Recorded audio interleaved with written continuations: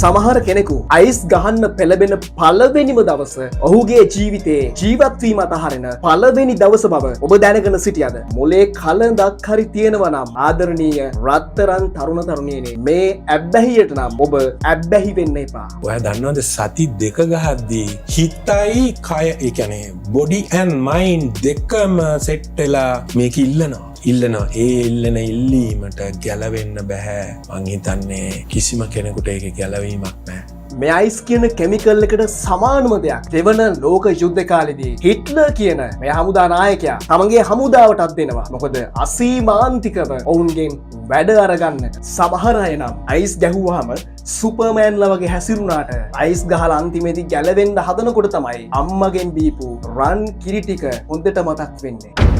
සමහරු හිතන් ඉන්නේ මේවා ගැව්හාම අධික විදිහට වැඩ කරන්න පුළුවන් කියලා. නිදි මරාගෙන මහන්සියක් නැතුව වැඩ කරන්න පුළුවන් කියලා තමයි සමහරු හිතන් ඉන්නේ. හැබැයි දැනගෙන හිටියද අවුරුදු 20 කෙනා 40 50 වගේ පේනකොට වැඩ කරපු හොඳට දඟලලා හිටපු කෙනාගේ ඇඟ දුඹල වෙනකොට, නියපොතු ටික දත් ටික හැලෙනකොට තමන්ගේ ඇඟ නිකම්ම දිරලා විරූපී වෙලා යනවා කියලා.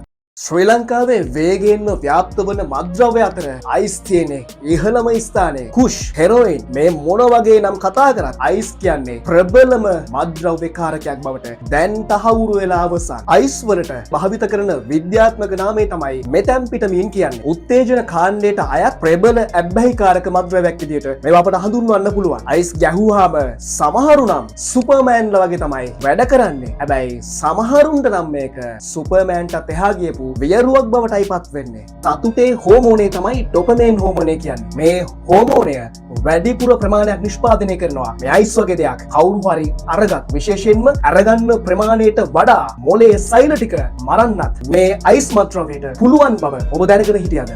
අයිස් මත්ද්‍රව්‍යයට පෙළඹුණා කියන්නේ මැරුණු ජීවියෙක් හෙවත් සොම්බියෙක් වෙන එක නම් නොවනුමානයි.